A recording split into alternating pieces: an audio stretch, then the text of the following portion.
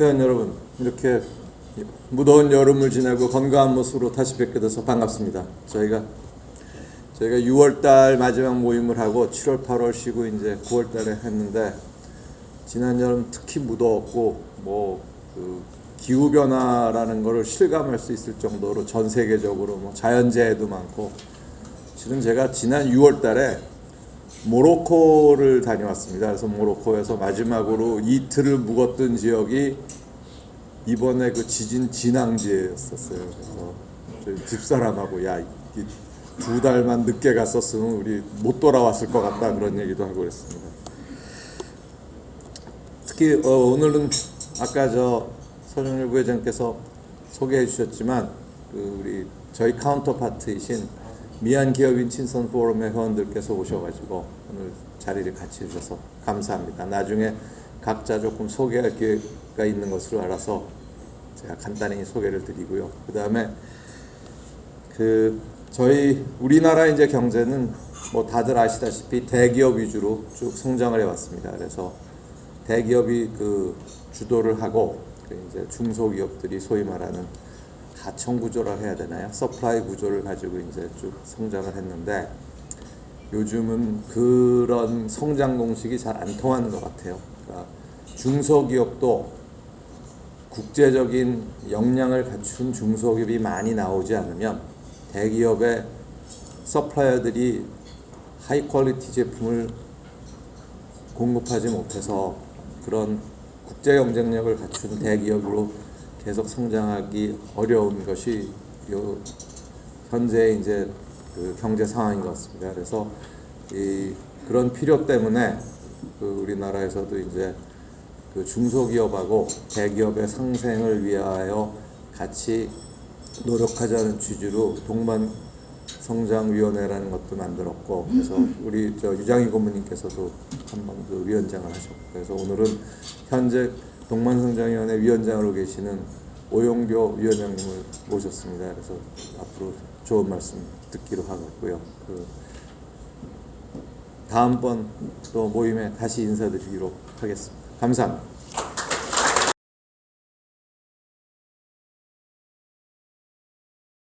안녕하십니까.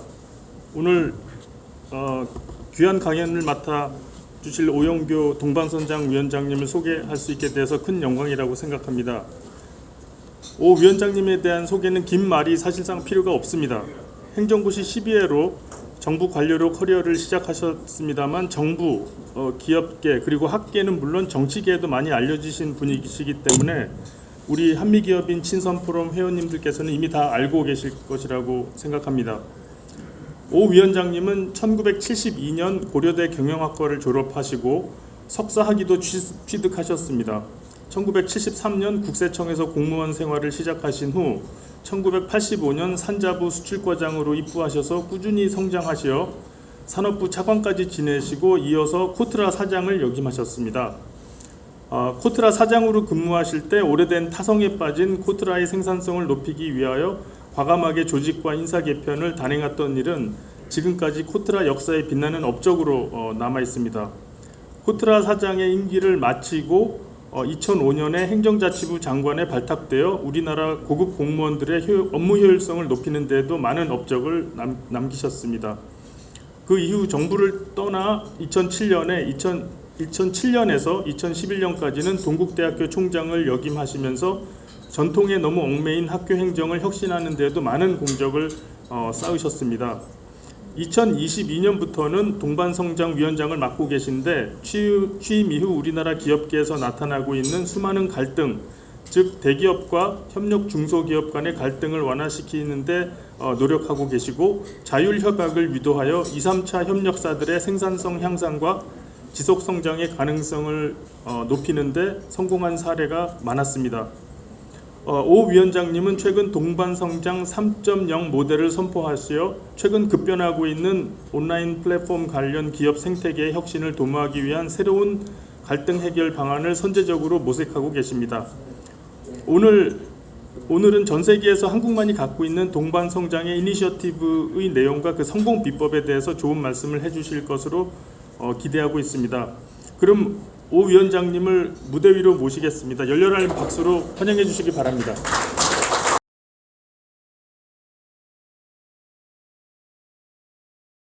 동반성장위원회의 일을 여러분 앞에 소개하는데 좀 주저하는 바가 있습니다.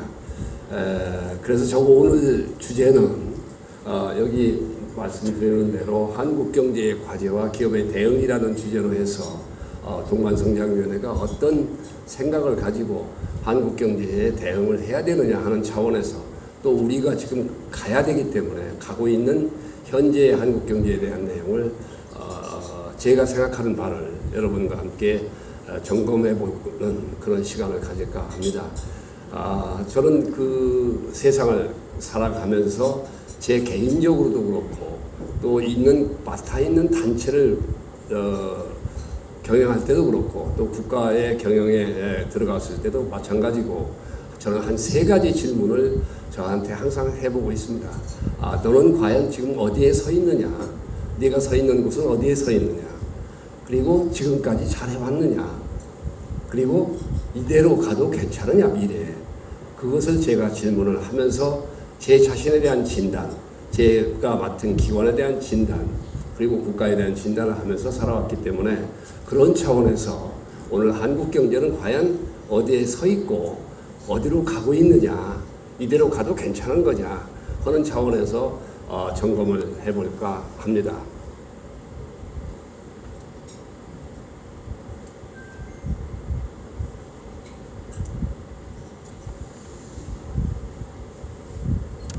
대한민국 뭐 다 아시는 상황입니다만은 제가 정리하기 전에 우리나라는 과연 어디에 서 있을까요? 그래서 우리나라는 정말 아시아의 작은 나라입니다. 어떻게 보면 국토로 따지면은 108번째 나라 순서로 규모로 그렇고 그 다음에 인구는 29위. 그리고 인구는 제법 그 29위까지 갔으니까 괜찮습니다만은 규모 면에서 아시아의 작은 나라다, 변방의 나라다 하는 측면이고, 근데 우리나라 경제력은 아시겠지만은 대개 10위권 7, 8위를 유지하고 있습니다. 명목 GDP 기준으로 보면은 우리나라가 세계 10위. 그 다음에 수출은 뭔가요? 우리나라의 물건을 해외에 파는 역할이기 때문에 우리나라의 대외 경쟁력을 대표하는 것이 수출이라고 보시면 되겠습니다. 그래서 우리나라의 세계에서 우리나라의 경쟁력은 몇 번째일까? 세계 수출로 따지면 7위입니다. 금년도에 대충 잠정적으로 계산해 보면 한 6위 정도로 올라가지 않을까. 수출이 부진하지만은 세계 경제 자체가 부진하기 때문에 한 6, 7위는 유지하고 있습니다. 수입은 뭔가요? 수입은 개인이 물건을 사는 것, 시장에서 사는 거나 국가가 물건을 해외에서 사오는 것은 결국 구매력이거든요. 그래, 국가의 구매력은 과연 몇 번째일까? 8번째로 우리나라가 수입 규모의 면에서 나와 있습니다. 그 다음에 우리가 애환보유고, 즉 우리가 그 애환 위기를 1997년에 맞아서 엄청난 위기를 겪었습니다만은 국가의 힘, 지불 능력, 기업으로 따져도 지불 능력이고 국가의 지불 능력은 애환보유고입니다. 애환보유고는 4천억 불이 넘기 때문에 이런 측면에서 볼 때 우리나라의 경제력, 세계에 있어서의 우리나라의 경제력은 7위 정도로 보시면 됩니다. 그래서 우리는 10위권의 경제 대국이다라고 정리를 일단 하고 넘어갈 필요가 있을 것 같습니다. 그러면 이렇게 우리가 세계 10위권의 경제 대국이 됐는데 그 경제 대국을 만들어 놓은 경제 성장 동력은, 성장의 요인은 뭐였을까? 그래서 21년도의 성장률을 기준으로 해서 분석해 보면은 성장률이 그때 4.1%였는데 4.1% 중에 2.1%가 수출에 의해서 성장했던 것으로 분석이 되고 있습니다. 그 얘기는 무슨 얘기냐면 경제 성장의 반은 수출에 의해서 이루어지고 있다. 그렇기 때문에 이건 또 어떻게 보면 역사적으로 보면은 1962년도에 경제개발 5개년 계획을 만들었을 때 그때 이후에 우리 경제 성장의 중심은 뭐냐면 수출 중심의 경제 성장을 해왔습니다. 그렇기 때문에 계속 40%에서 50%대의 성장 요인은 수출에 의해서 이루어졌기 때문에 역사적으로도 그렇고 또 최근에 21년도를 기준으로 분석해봐도 우리나라 성장의 반은 수출에 의해서 이끌어 가고 있다. 그 취업 유발 요인도 대체적으로 전체 취업자 중에서 15% 정도는 바로 이 수출에 의해서 이루어지고 있다. 그렇게 보면은 우리나라의 세계에서의 한국의 위치는 7위권의 경제 대국이고 그 경제 대국을 만들어 왔던 결과의 요인은 결국 수출에 의해서 이루어지고 있다. 이렇게 저는 정리를 하고 넘어가 볼까 합니다. 근데 현재 한국 경제는 어떤가요? 특히 성장률이 둔화되고 있습니다. 세계 경률이 둔화되고 IMF가 전망에 보면은 금년도에 2.9% 정도로 전망하고 있기 때문에 세계 경제는 6.2% 21년도 6.2%에서 반 정도로 떨어져 있습니다. 성장률이.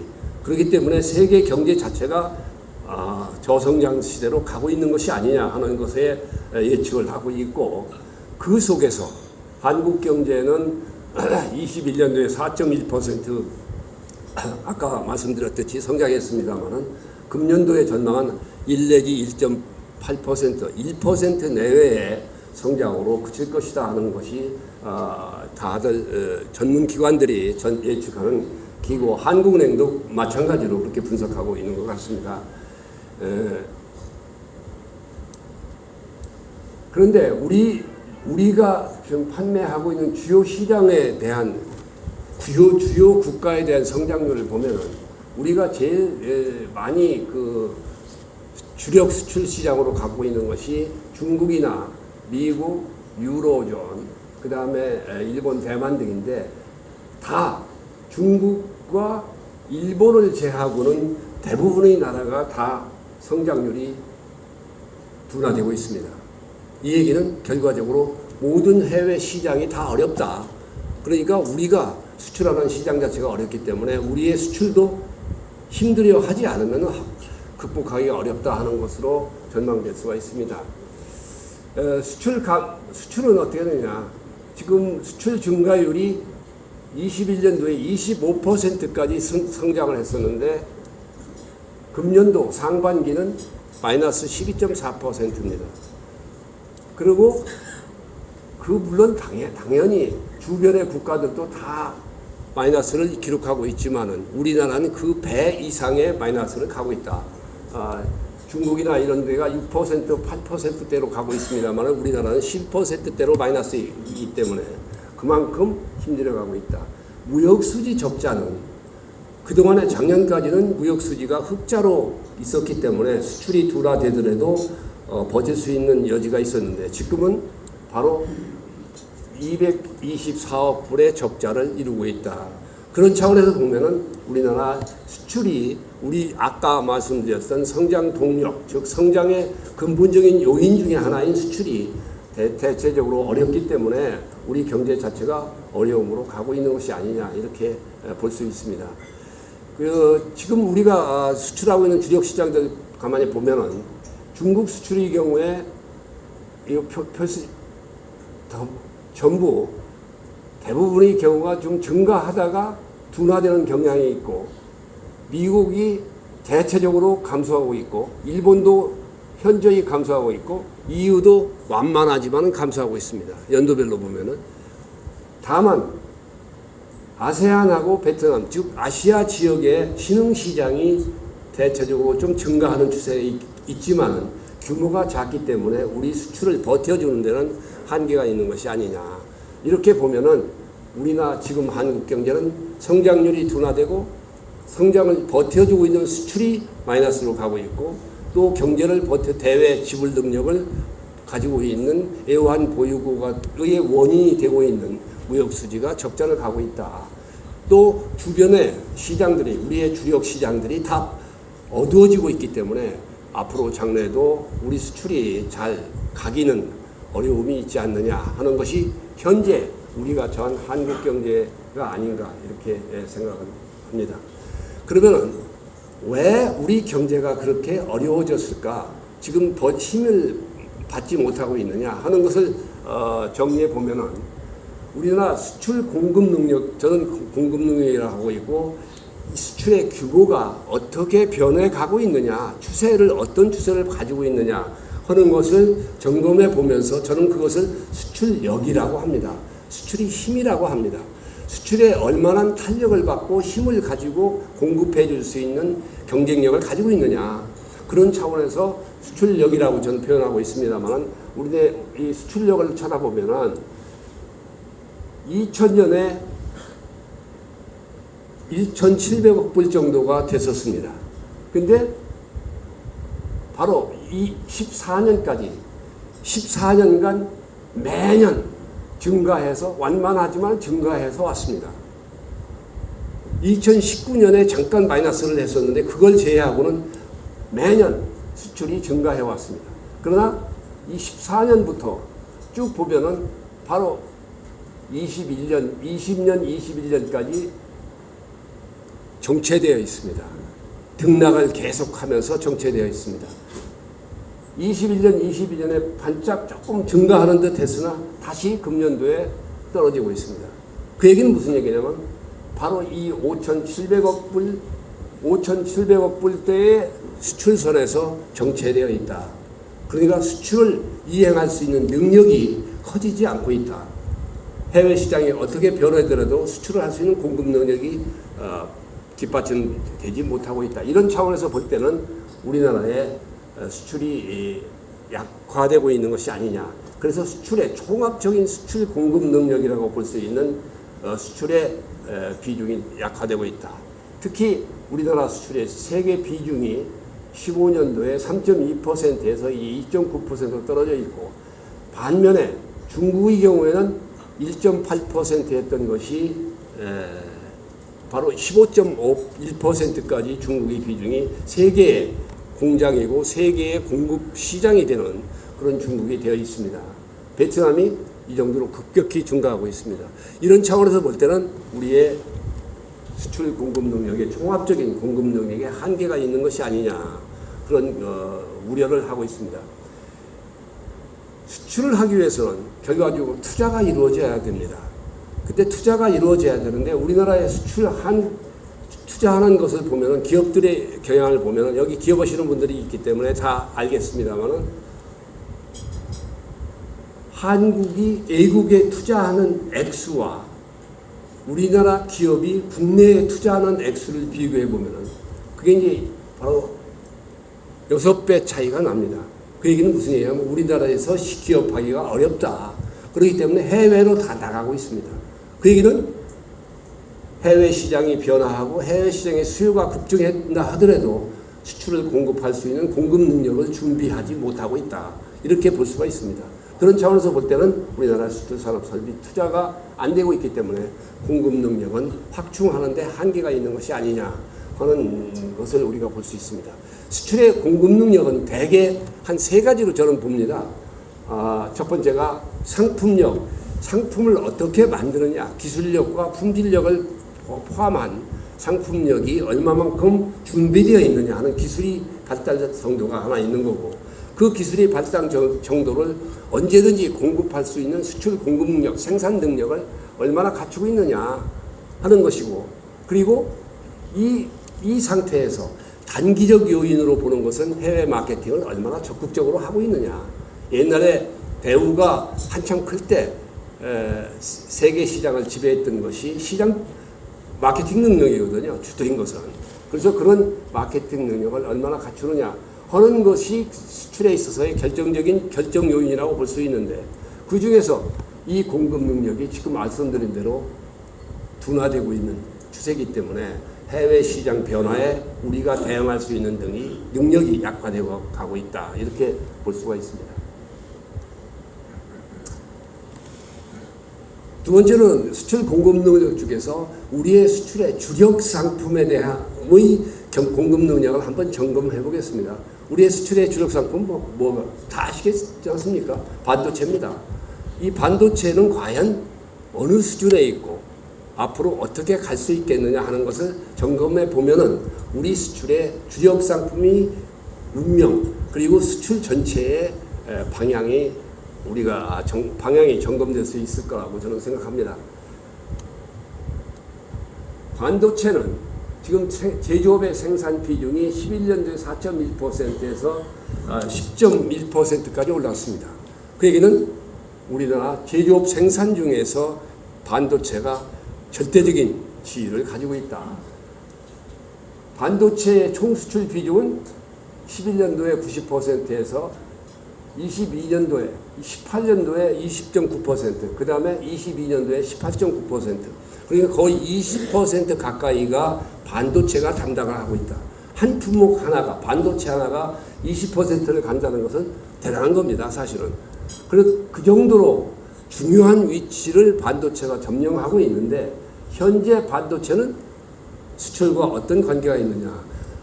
이렇게 비중이 크다 보니까 반도체가 잘 되면 우리나라 수출이 잘 되고, 반도체가 수출이 잘 안 되면 우리나라 전체 수출이 감소되는 그런 현상을 갖고 있습니다. 그렇기 때문에 반도체의 운명을 걸 수밖에 없는 구조가 되어 있고, 그렇게 되다 보니까 여기 아시는 대로 반도체가 전체 이 파란 게 반도체 수출이고 빨간 게 우리나라 전체 수출인데, 반도체 수출이 이 정도로 높게 유지하면서 우리나라 수출을 버텨오다가 바로 2019년에서 20년 때부터 19년에서 10년 때부터 2009년부터 2010년 때부터 반도체가 감소되니까 전체 수출이 감소되는 경향으로 갑니다. 그러니까 무슨 얘기냐면 반도체가 커서 좋은데 우리 수출의 중심에 있어서 좋긴 좋은데 반도체가 잘못되니까 우리 경제 전체 수출 전체가 마이너스로 가고 있다. 그런 우려를 가지고 있고, 그런 차원에서 또 반도체 내용을 찾아보면은 우리나라는 한국이 미국에 이어서 반도체 공급국가로서는 두 번째로 중요한 나라입니다. 그러니까 미국이 제일 큰 반도체 공급국가지만은 우리나라가 두 번째로 많은 반도체를 중심을 잡고 있는 것이다. 그렇게 보면은 미국에 여기서 보시면은 미국은 바로 부가가치, 서비스나 부가가치 중심이에요. 그 소득 중심의 그런 반도체를 생산하고 있는 반면에, 공급하고 있는 반면에 제조업 분야는 반도체 제조 빨간 것이 되겠습니다. 이건 아주 작은 분야를 차지하고 있습니다.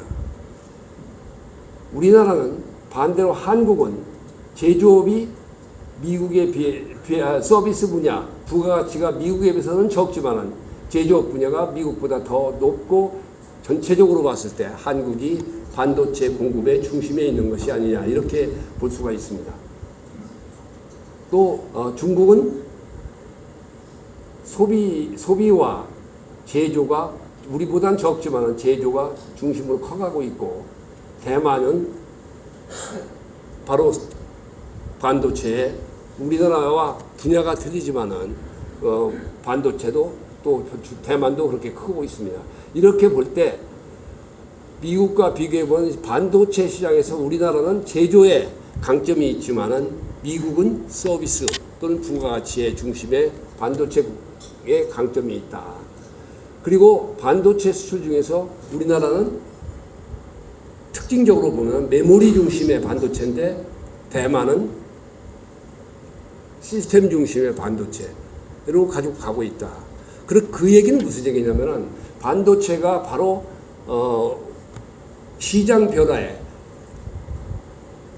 소품종 대량 생산 체제가 바로 메모리 중심의 반도체고, 다품종 소량 생산 체제가 대만의 시스템 반도체 시스템인데, 그러다 보니까 시장 변화에 가장 큰 것이 메모리 중심이고, 시장이 크게 변하니까 반도체 가격이 급락하니까 우리나라 수출 전체에 영향을 줄 수 있는 그런 영향이 있기 때문에, 기본적으로는 반도체의 구조적인 대응이 필요한 것이 아니냐. 즉 우리나라가 반도체를 메모리 중심에서 이제 시스템에 대한 보완을 통해서 균형적으로 공급할 수 있는 것, 그 다음에 미국이 부가가치 중심의 이렇게 시장 구조를 가지고 있다면은 우리나라도 이제는 부가가치를 더 높일 수 있는 시스템 쪽에 보강하는 것이 필요하지 않느냐 하는 차원으로 볼 수가 있고, 그래서 우리나라의 주력 상품인 반도체의 공급 능력,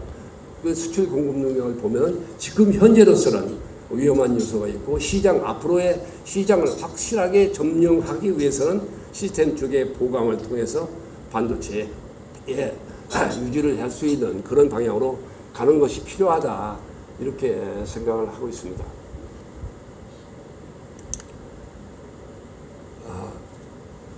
이제 우리 수출 시장을 버티고 있는 환경 요인들을 좀 정리를 해볼까 합니다.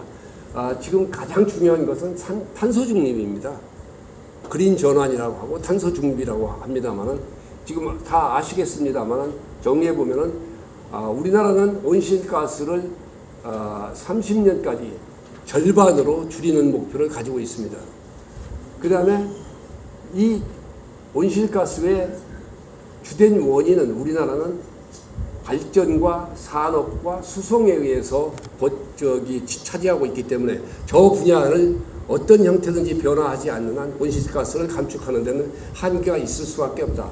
너무도 산업 중심에 있기 때문에 이걸 줄이게 되면은 우리한테 오는 압력이 많을 것이다 하는 전제를 여러분이 느끼실 수 있을 겁니다. 이유는 2030년까지 1990년 대비 온실가스를 55% 감축하고 2050년에는 탄소가 없는 나라를 만들겠다 하는 게 EU의 목표입니다. 미국은 2050년까지 탄소 중립을 달성하고 2030년까지는 온실가스를 50%에서 52%를 감축하겠다 하는 게 미국의 대책입니다. 이렇게 보면은 기본적으로 세계 시장은, 선진국들은 온실가스를 2030년까지는 반으로, 그 다음에 2050년에는 온실가스가 발생하지 않는 그런 나라를 만들겠다 하는 것이 되고, 그렇게 되면 어떻게 되나요? 바로 EU 같은 경우에는 CBAM이라고 해서 CBAM의 그 탄소 국경 조정세를 만들고, 그것을 금년, 철강, 시멘트, 알루미늄, 비료, 전력, 수소 6개 품목에 대해서 금년 10월부터 시범 운영을 하는 걸로 되어 있습니다. 시범 운영하게 되면은 바로 배출량 보고를 의무화하고, 배출량 보고가 되면은 바로 인증서 취득을 의무화해서 이것은 시범적으로 운영을 하면서 2026년도부터는 바로 규제가 들어가겠다 하는 것이 EU의 목표입니다. 그러면 이게 이런 얘기는 무슨 얘기냐면, 우리가 수출을 EU에 하기 위해서는 EU에서 바로 지금 배출량이 얼마를 내가 하고 있느냐 하는 것을 보고해야 되고, 그 이출 보고가 되면은 이 배출량에 대해서 EU가 발행하는 인증서를 취득해야 되고, 인증서에 따라서 그 배출량의 차이가 있으면은 그 차액에 대해서 돈으로 지불하든지 비용을 지불하든지, 그렇지 않으면 수출을 못하든지 하는 것이 됩니다. 그러니까 그 얘기는 무슨 얘기냐면, 지금 현재 EU하고 우리나라하고 배출량의 차이를 보면은 어떤 경우에 따라서는 3배, 많은 경우는 10배 이상의 차이가 난다고 업계에서 보고 있습니다. 그러니까 우리가 자동차를 EU에 수출을 하면은 자동차에 들어가는 철강에서부터 제품에서부터 전기에서부터 모든 것이 배출량 가스가 다 집계돼야 되고, 그 집계 결과가 EU하고 비교해 볼 때 우리가 30이고 EU가 100이라고 그러면 70에 해당하는 비용을 부담을 해야 됩니다. 그럼 원가 압력이 지금 현재 원가 수출 기업들의 이익률이 얼마나 되나요? 대개 5% 내일 겁니다. 그런데 바로 하나만 하더라도 10배 이상의 10% 이상의 비용이 업되기 때문에, 그렇게 되면 수출을 손해 보면서 하든지 수출을 못 하든지 그런 상황으로 변할 수도 있다. 그런 차원에서 보면 이 배출량 문제가 초미에 관심이 되는 것이고, 우리가 수출을 하느냐 마느냐에 판단을 해야 되는 아주 유중하고 실제적으로 지금 준비 단계에 들어가고 있지만은 시범 운영을 하고 있지만은 그 관계가 26년도부터는 바로 규제에 들어가고 규제에 들어가게 되면 비용화하든지 수출을 막든지 두 가지로 갈 수밖에 없는 것이 아니냐. 이렇게 보면은 이게 우리의 심각한 상황이 되고 있습니다. 전기만 하더라도 전기가 우리가 화석연료에 의한 전기가 많지 않습니까? 화석연료에서 전기를 하고 나니까 결국은 어떻게 되나요? 그 비용화가 다 우리가 부담을 해야 됩니다. 그러니까 이 화석연료 아닌 비용이 모든 규제가 받지 않는 전력이 돼야 되고 철강이 그렇게 돼야 되고 그런 비용 문제가 발생하고 있기 때문에 이런 것들을 전체적으로 준비를 해야 된다. 하나의 예를 CBAM이라는 이 탄소 국경 조정 제도 하나 가지고 예를 들어 드렸습니다만은 바로 공급망 실사법이라는 것도 만들어서 바로 이것도 내년부터는 기업이 과연 얼마만큼의 배출량을 하고 있느냐, 그리고 그것을 하기 위해서 공급망 전체의 실사를 받아야 되고 너는 얼마나 비용을 가지고 있느냐. 현대자동차가 EU에 가기 위해서는 이런 절차를 다 거쳐야 됩니다. 그리고 그것이 구체적으로 비용화되는 것은 2026년도부터 실시되는 것이다. 빨라지면은. 그래서 지금 이제 공급망 실사법 같은 것도 EU에서 지금 의결됐고 그것이 내년도부터는 각 국가별 법제화를 들어가게 됩니다. 그 법제화 들어가서 시범 실시가 되면 26년부터 비용화되는 것이다. 이렇게 되면은 EU 자체의 시장이 가장 법규에 의해서 규제되든지 비용화되는 가장 먼저 가는 시장이 될 수밖에 없습니다. 미국의 경우에는 IRA 인플레이션 방지법이라고 해서 이거나 수출 통제법, 반도체법 등의 법제화가 이루어지고 있는데 미국의 특징은 EU보다는 좀 법규에 의해서 규제하는 것이 낫습니다. 기본적으로는 미국은 보조금을 주어서 미국에 있는 기업과 다른 나라 해외에 있는 기업 간의 경쟁력 격차, 가격 경쟁력 격차를 보강해 주는 역할을 하고 있고 첫 번째가 그 다음에 수출 통제나 수입 총 통제를 위해서 기술이나 제품의 유출을 막는 역할 두 가지가 온 거예요. 국내 산업 보호를 위해서 보조금을 주든지 아니면 그 수출 통제를 통해서 기술이나 물건이 이동하는 것을 막는 역할에 의해서 하고 있기 때문에 이 탄소 중립에 관해서는 EU보다는 좀 완만한 가격에 의한 보완 대책으로 가고 있기 때문에 현재로서는 좀 낫다고 볼 수는 있습니다만 전체적으로 가격 경쟁력이 차이가 나기 때문에 이것도 또 해외 시장에서는 큰 요인이 되고 있다. 그다음에 중국 같은 경우는 모든 것에 대한 수출 관련 자료, 원료에 대한 통제, 그 다음에 배터리에 대한 보조금 이런 등 보조금과 통제를 통해서 관리하고 있기 때문에 이것도 직접적인 영향을 미칠 수가 있다. 이렇게 볼 수가 있습니다. 이렇게 보면은 이 탄소 중립이라는 환경 변화 요인이 우리 시장에 주는 영향은 바로 규제를 받든지 직접적으로 규제를 받든지 아니면 가격 경쟁력의 격차가 있음으로 인해서 수출을 못하든지 그런 두 가지 영향이 있을 수밖에 없고 이런 것들을 하기 위해서 하는 것은 바로 ESG나 이런 경영을 통한 보완 대책이 만들어져야 하는 것이 아니냐 이렇게 생각을 합니다. 이건 이제 기본적으로는 이 지금 대기업이나 큰 기업들, 큰 기관들은 스스로 대처할 수 있는 준비할 수 있는 영향이 힘이 가지고 있습니다만은 중소기업들이 가장 문제입니다.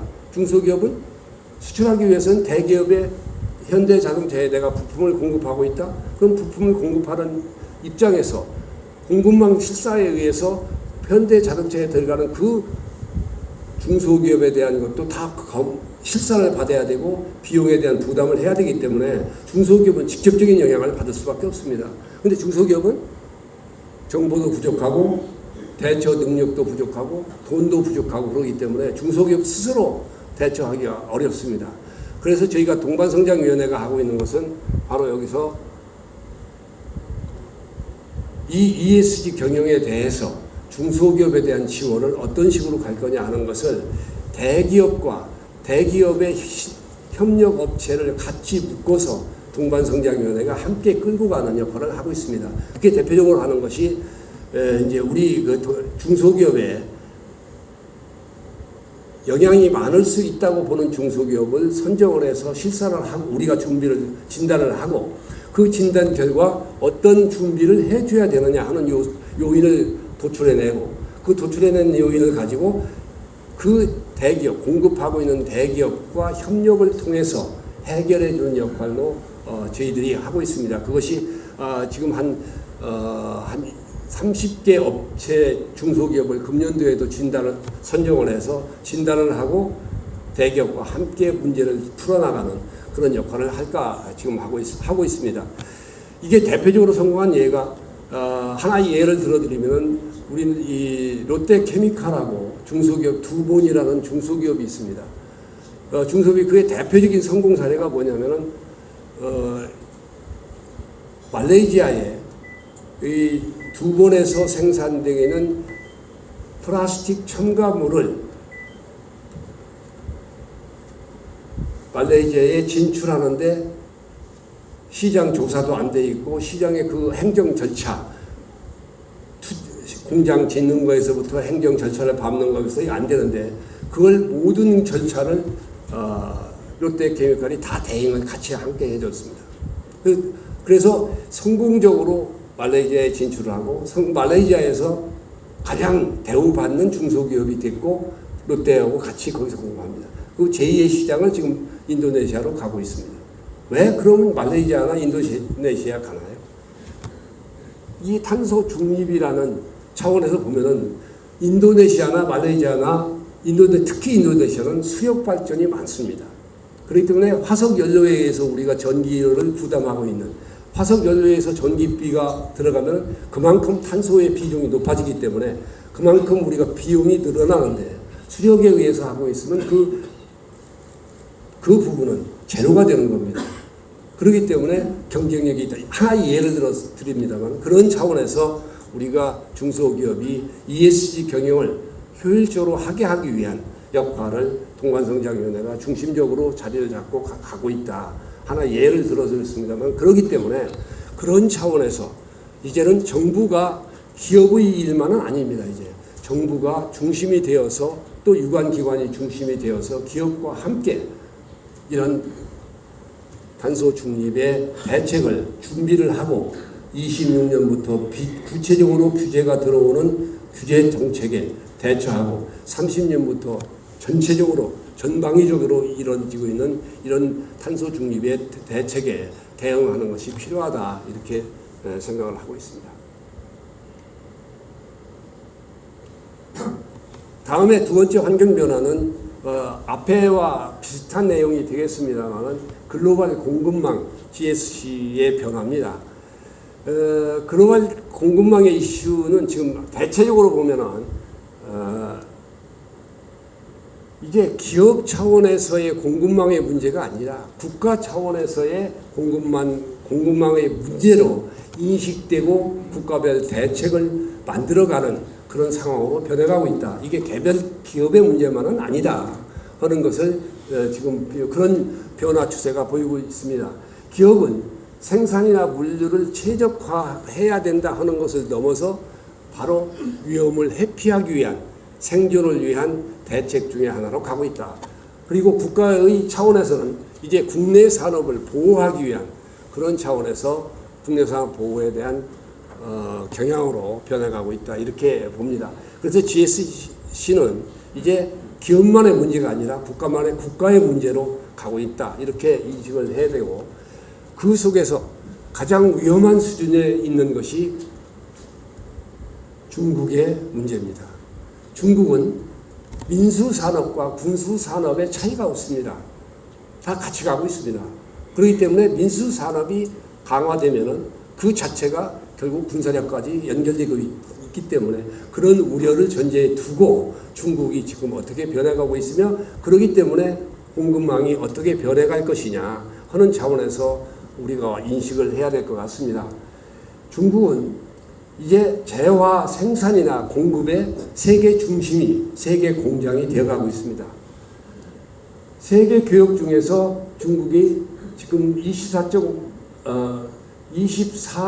25조 정도의 달러에 해당되고 있고 그것이 90년 대비 2000년에는 7.2배나 늘어났습니다. 7.7배, 7배 이상이 늘어나고 있습니다. 그런 차원에서 세계 교역에서 중국이 얼마나 차지하고 있느냐. 우리나라는 바로 2.7%밖에 안 되는데 중국은 저 정도의 높은 비율로 가고 있다. 이 IT를 포함한 배터리를 포함한 전기를 포함한 모든 자동차를 포함한 모든 제품에 중국이 핵심 원부자재의 공급 중심이 되고 있습니다.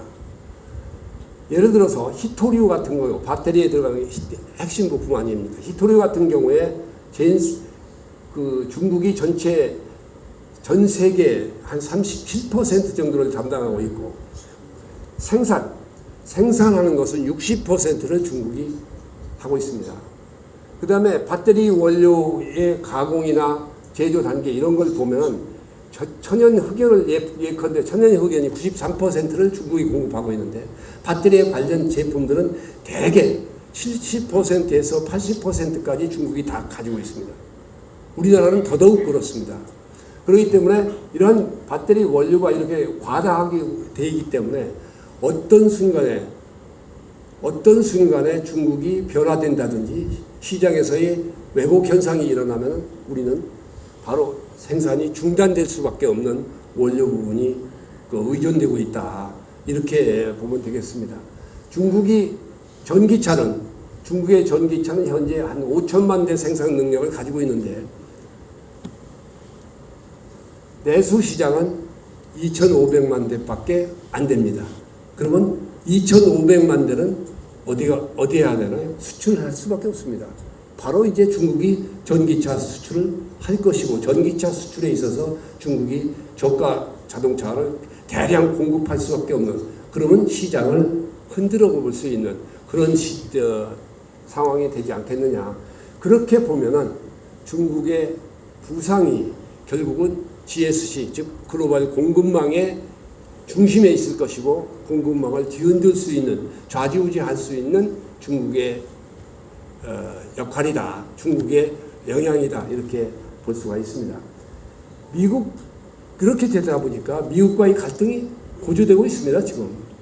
그래서 미국은 반도체 과학법이나 인플레이션 방지법, 수출 통제법 이런 법들을 만들어서 최소한도 중국의 물건을 가지는 않게 하겠다 해서 국내 기업에 대해서 보조금을 담뿍 주고 미국에 투자하는 기업에 대해서 보조금을 주고 대신 수출에 직접 물건이 중국에 들어가는 것은 막겠다. 그래서 이제 기본적 전략은 하나도 핵심 제품은 중국에 들어갈 수가 없다. 모든 제품은 미국에서 생산해라 하는 것이 미국의 기본적인 전략 중에 하나가 아닌가. 저희들은 그렇게 이해가 되고 있습니다. 그래서 이렇게 되다 보니까 거기에 껴있는 우리나라가 제일 어렵습니다. 중국의 삼성이나 SK 같은 경우에 메모리 반도체의 핵심 반도체가 한 30-40%를 중국에서 공급합니다. 그럼 중국에서 공급하는 30-40%를 통제가 되든지 문제가 생겼을 경우에 삼성 반도체에 바로 SK의 반도체에 바로 영향을 받을 수밖에 없습니다. 이제 그런 차원에서 우리나라는 과연 어떤 선택을 해야 되고 어떻게 가야 되느냐. 미국이 국내 산업 보호를 위해서 보조금을 주고 또 핵심 부품에 대해서 수출 통제를 하고 또 주변 국가에서 중국에 들어가는 물건에 대한 통제를 관리를 하게 되면은 결과적으로 우리나라도 영향을 받을 수밖에 없기 때문에 이런 차원에서의 환경 변화를 어떤 식으로 대응해야 되느냐 하는 것에 대한 대응을 잘 할 수밖에 없다 이렇게 봅니다.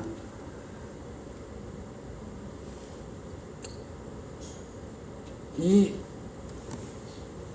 우리나라 기업이 앞으로 가는 데 있어서 중요한 요소 중에 하나가 저는 성장을 해 가는데 저의 요인 중에 하나가 바로 규제라고 생각합니다. 저는 그것을 그래서 규제 지옥이라고 표현을 합니다.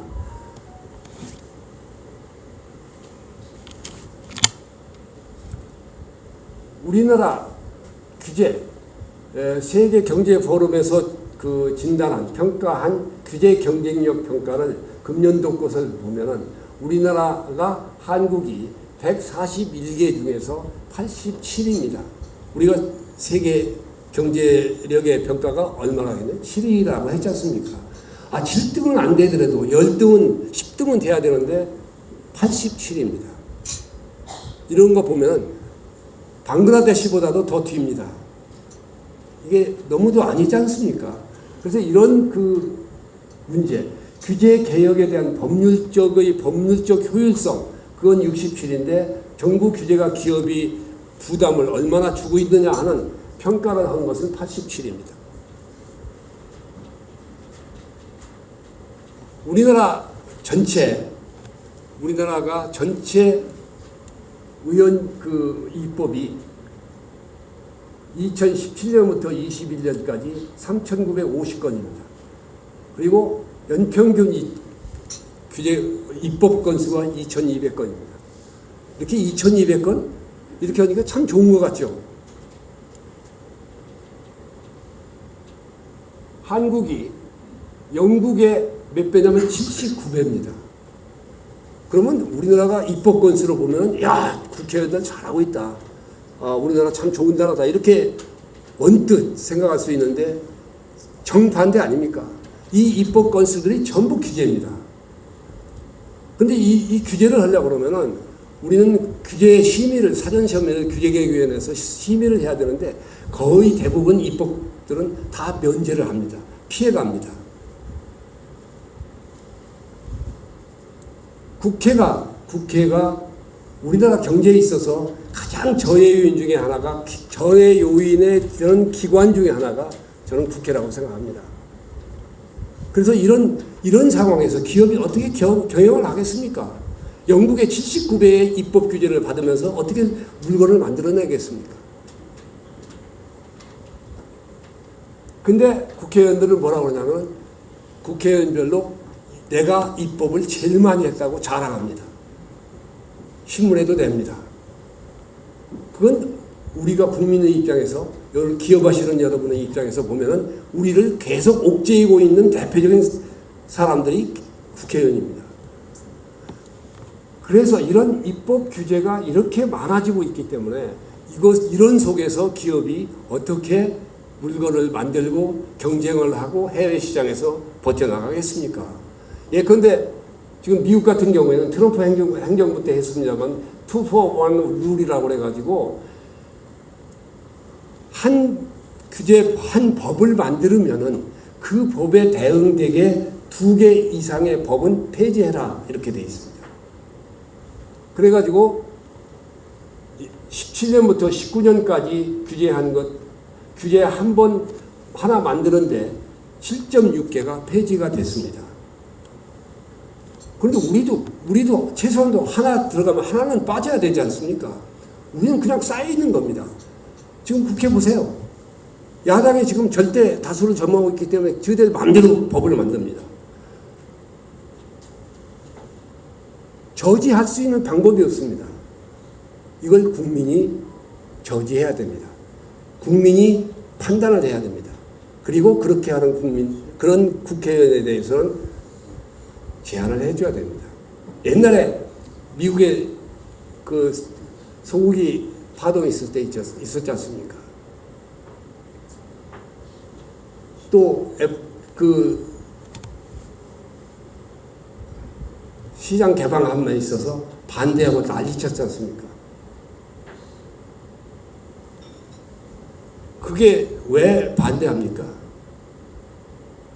그때 농수산위원회에서 반대하는 것까지는 저는 이해를 하려고 했습니다. 그때 제가 산업부의 차관이었는데 이해합니다. 근데 산업자원위원회에서 하나같이 다 반대 서명을 했습니다. 어떻게 산업자원위원회가 반대합니까? 당연히 수입 개방하고 우리가 물건을 팔게 하고 그 물건을 무역에 의해서 돈을 벌으면은 그 돈 가지고 농산물에 농업하는 분들한테 보조를 주고 보완을 해주면 되지 않습니까? 그게 하나의 국가 정책 아닌가요? 근데 다 한 사람도 빼놓지 않고 전부 반대 서명을 해서 발표를 했습니다. 그게 저희들이 역할이라고 생각합니다. 했습니다. 그 산자위원회가 존재하는 이유가 되겠습니까? 그게 우리나라의 현실입니다. 우리나라의 국회 현실입니다.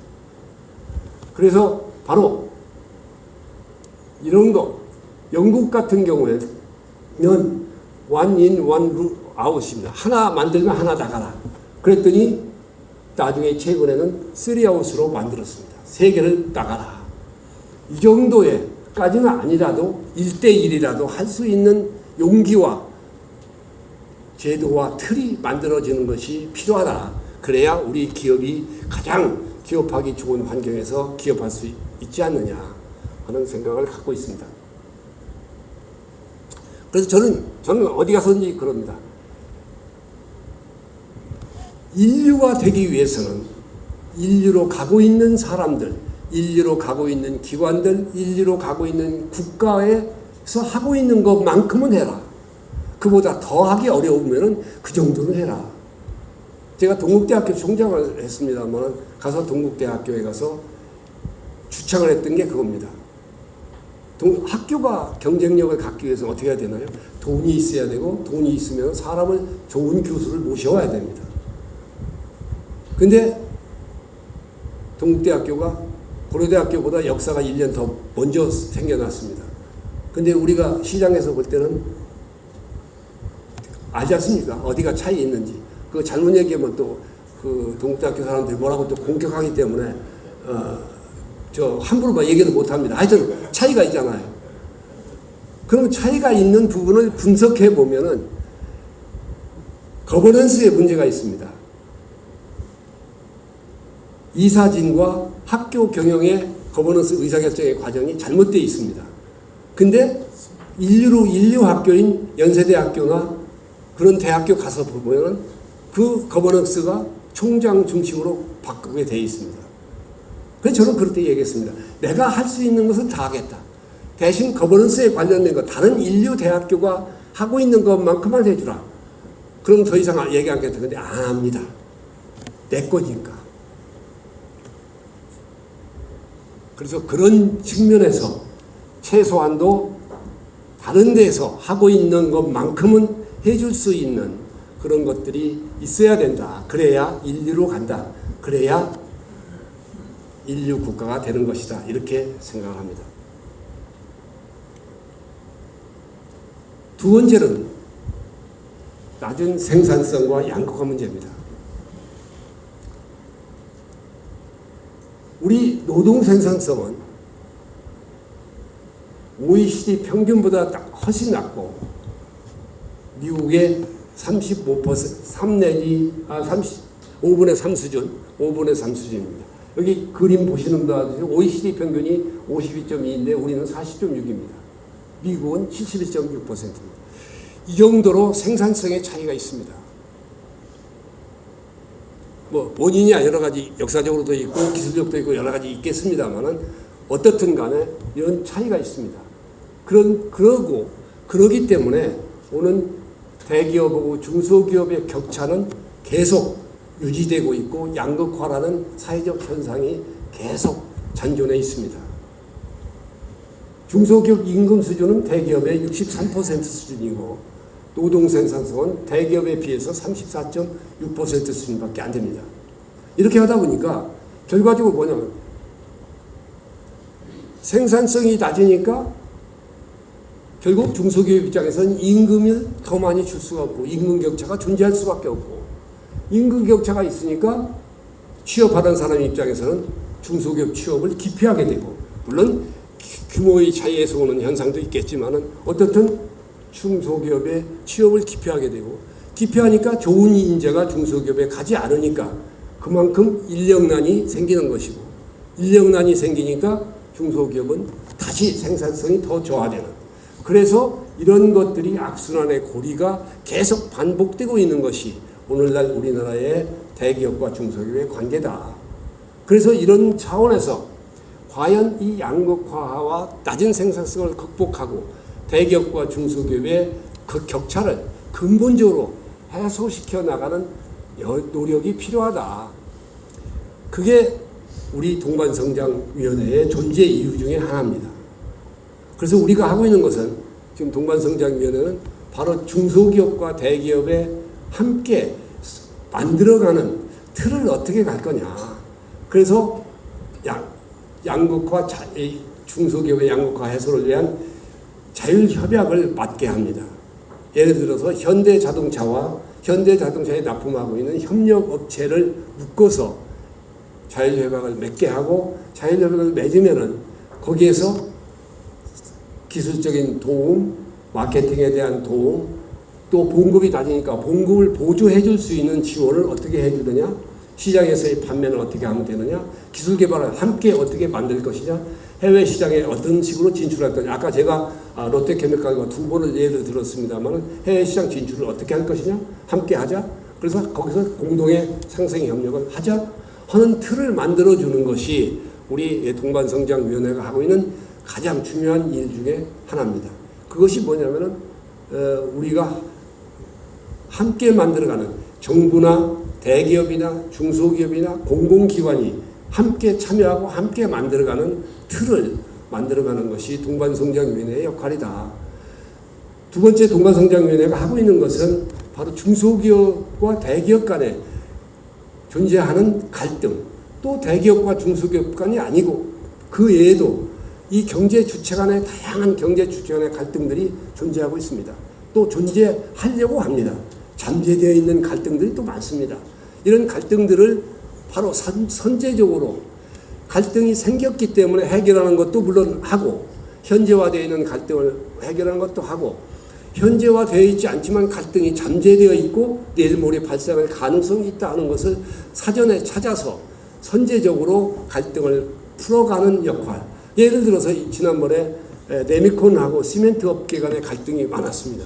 그런데 그것이 대기업이든 중소기업 간이든 간에 경제 주체 간의 갈등이기 때문에 그것을 사전적으로 해소하고 파업으로 가지 않게 만들어졌던 것이 동반성장위원회가 중심에서 했던 역할 중에 하나입니다. 이런 예컨대 갈등이 생기는 것, 갈등이 생길 수 있는 것에 대한 사전적인 대응 노력을 통해서 동반성장을 만들어 간다. 그 다음에 이제 지난달에 한 2주 됐습니다만은 이제 동반성장 활동도 서울에서 중앙부처에서 하는 정도가 아니라 전국적으로 동반성장 활동을 좀 확산시켜 놔야 되겠다 해서 하는 것이 지자체가 중심이 되어서 동반성장위원회와 지자체가 함께 그 지역의 동반성장 활동을 좀 만들어가자. 지금 아까 말씀드렸던 선제적인 갈등 해소 또는 상생협력의 틀 이런 것을 만들어가자 하는 차원에서 선제적 그 지자체 중심으로 하는 역할을 좀 집중적으로 할까 하고 있습니다. 그렇게 되면은 우리 동반성장위원회와 부산시가 우리가 정부의 서울에서 하는 것과 마찬가지 역할을 하고 활동을 하고 경제 주체들을 묶어주는 그런 역할을 하겠다. 그래서 지금 아마 11월 달에 부산에 저희가 내려가게 되어 있습니다. 그것도 하고 있습니다. 경고가 와서 지금 시간을 좀 빨리 마치겠습니다.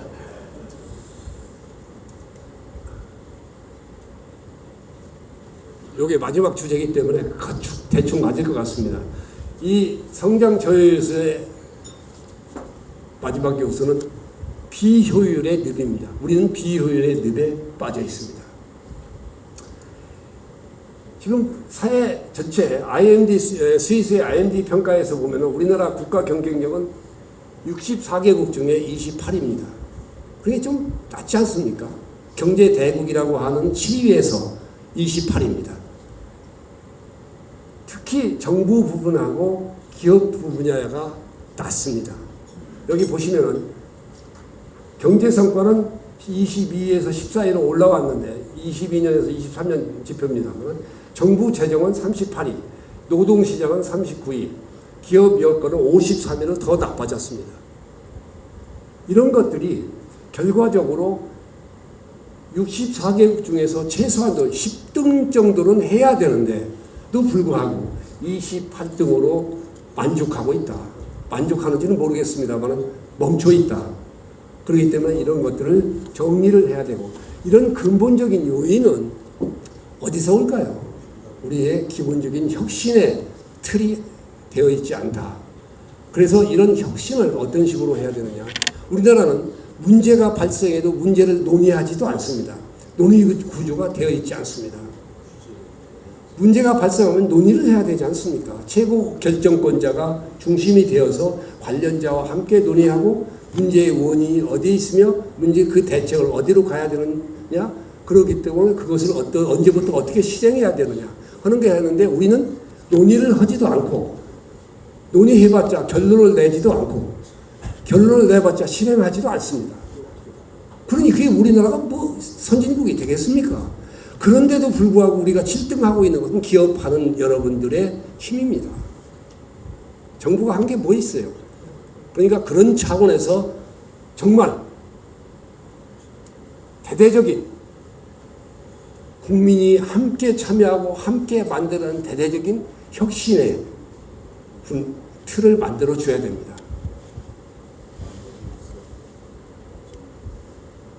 그래서 지속 가능한 경제 대국 대한민국을 만드는 게 우리의 꿈 아니겠습니까?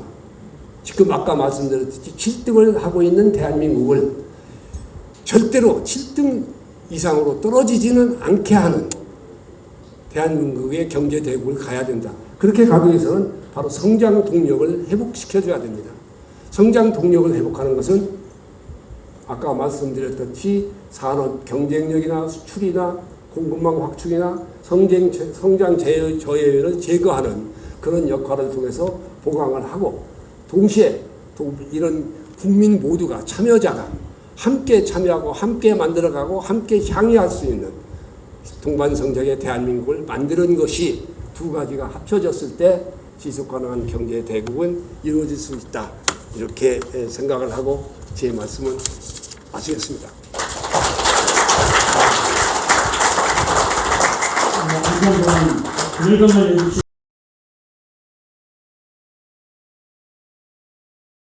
안녕하세요. 저는 워싱턴에 살고 있는 실비아 패튼이고 현재 미한 기업인 친선 포럼의 이사장을 맡고 있습니다. 이렇게 귀한 인연을 만들어주신 두 분께 제가 감사드리고 싶은데요. 내 친구 주리 가리 처음에 만나게 됐고 영국에서 15년 전에 만났는데 이렇게 인연이 됐고요.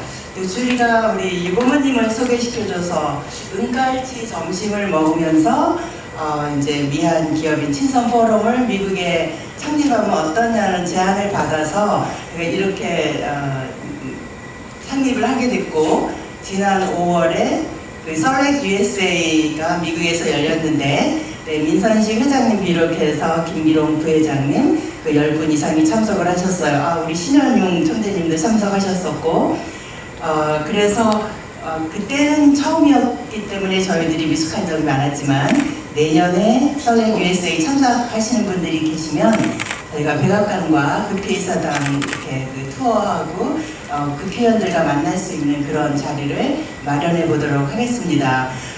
그리고 정말 이번에 초대해 주셔서 감사하고요. 우리 이고모님 정말 수고 많으셨고, 민 회장님 다시 만나서 반갑습니다. 제가 작년에 꼭 1년 전에 여기 왔었어요.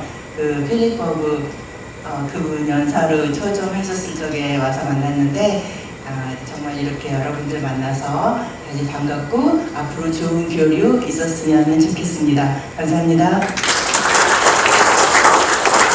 올해 5월달에 창립 총회를 하고 지금 하고 있는 와중에 지금 처음 시작이니 좀 제가 봤을 때는 조금 시간이 있으면 여기 한미 친선 포럼 회원분들하고 조금 더 긴밀한 유대관계가 되지 않을까 그렇게 생각하고 있고요. 앞으로도 우리가 하는 일에 여기서 이제 한미 친선 포럼에서 또 요청을 원하면 저희도 적극적으로 좀 최선을 다할 각오를 갖고 있고요. 하여튼 만나서 반갑습니다.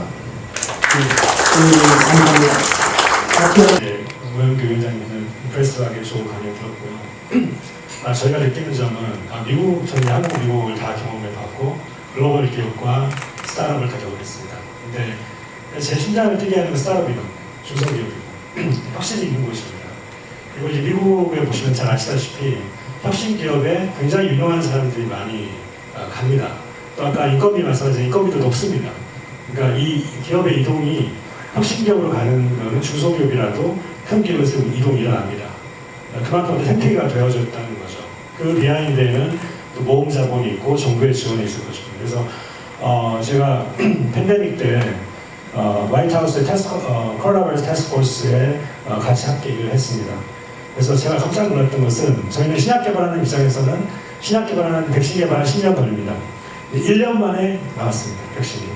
깜짝 놀랐습니다. 저희가 K 방역 많이 얘기했는데 저희를 무색하게 했죠. 저희는 백신을 못 개발할 때 미국은 백신을 개발했습니다. 굉장히 프로세스가 늦는 나라인데도 불구하고 그렇게 가능했던 것이 중소기업의 힘입니다.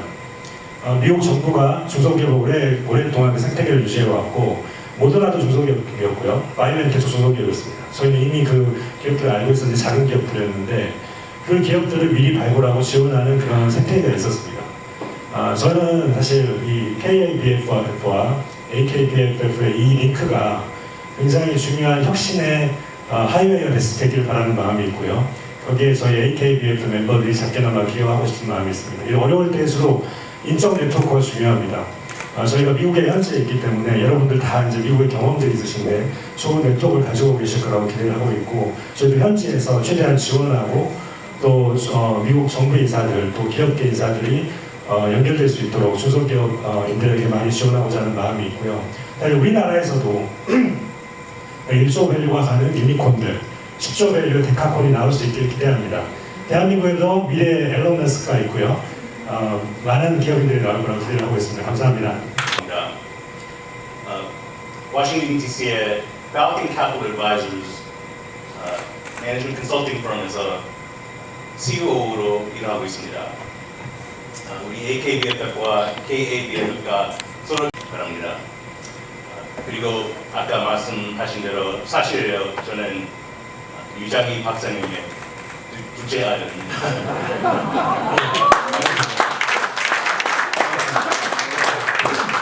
감사합니다. 다음은 빈입니다.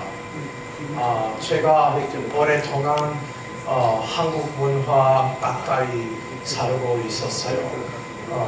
여기 80년대 4년 동안 군인이었어요. 한국.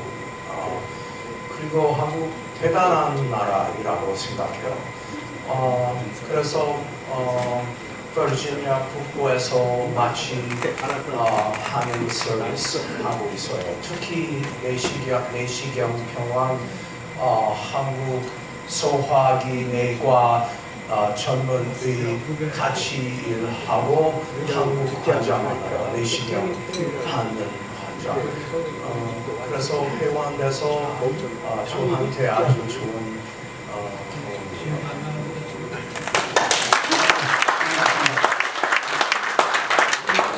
경험이에요.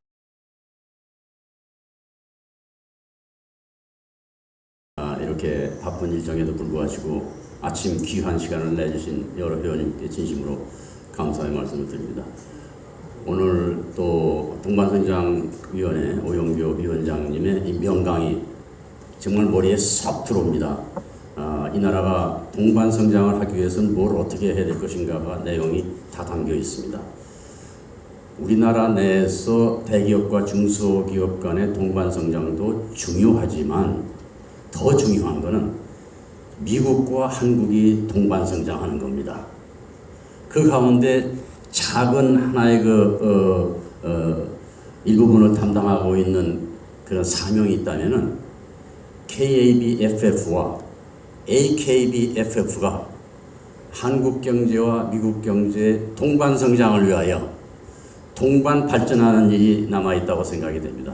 그래서 이 먼 길을 모다하지 않고 이렇게 5분의 AKBFF 임원분들이 이렇게 와주셨습니다. 얼마나 감사한지 모릅니다. 또 선물까지 가지고 있었어요. 여러분들 다 골프 치시잖아요.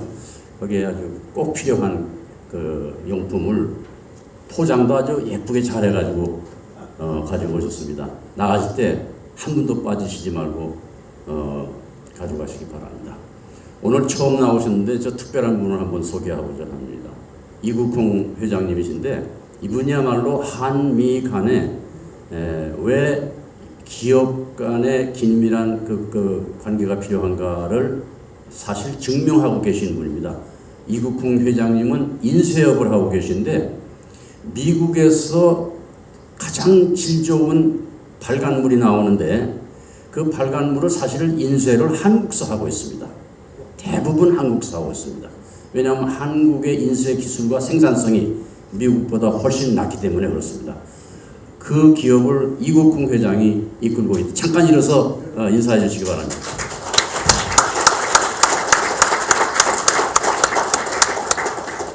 그래서 한국과 미국 간에는 보이게 또는 보이지 않게 동반 성장의 이 맥이 연면하게 이어지고 있다는 것을 우리는 늘 기억하고 지내면 좋겠습니다.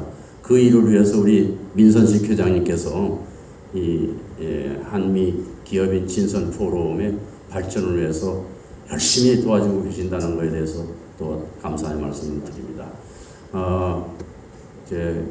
우리 AKBFF 임원님들 남은 일정 잘 지내시고 짧은 기간 방한하시는 기간 동안에 좋은 일 많이 있으시길 바랍니다. 대단히 감사합니다.